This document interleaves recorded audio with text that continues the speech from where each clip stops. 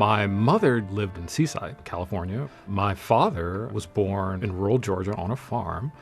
When I think about those beginnings for my family, growing up in a segregated country, the American dream is about, liberty and justice.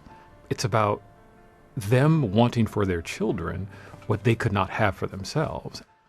I grew up in San Jose, and it is now the heart of Silicon Valley. And being exposed to that just really helped me start to frame who I was and what I wanted to do. When I saw tech, I saw a better future. I saw it enabling liberty and justice. However, in my senior year, I had become somewhat of a behavior problem in school because I was bored. I had hacked the computer system. I ended up being expelled. At some point, I found myself working as a security guard at Apple. I would wander around the Apple buildings and I would see people in front of a computer.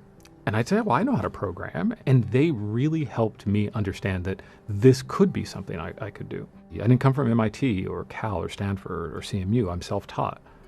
And when I got started in tech, that was appreciated and it was respected. So going from a security guard at Apple at 19 or 20 years old to my first job doing technical support at a small tech company was really because at 3 o'clock in the morning, the oddballs who were there programming saw me as an equal, even though I was in a security guard uniform, even though I'm African American, and they opened up a lot of doors for me and opened up a lot of my own mind as to what was possible.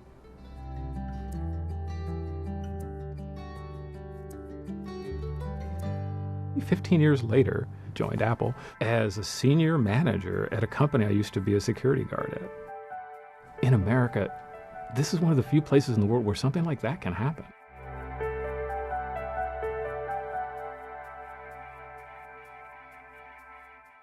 Tech doesn't look like the population. There's a lack of women, African Americans, a lack of Latinx, and in leadership, it's almost non-existent. During one conversation we were having in an all-hands meeting with all the engineering leadership of Twitter, I looked around and I realized there are 250 leaders in this organization in engineering, and I'm the only African American.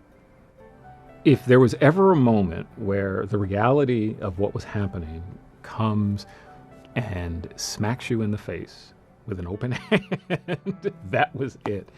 And I realized that if I didn't start speaking up, if I didn't act like I had skin in the game, that I wouldn't be able to live with myself. We talk about the American dream, and one part is making things better for people coming in behind you. And that was something that was driving me. So I started to speak up. And since that time, I have had a lot more advancement. I went from a frontline manager at Twitter to the CTO of the Obama Foundation in 2.5 years. I got to be in meetings with President Obama, which is one of the most amazing things. There's no one living today who I admire more. And to be able to work with him was a lifelong dream.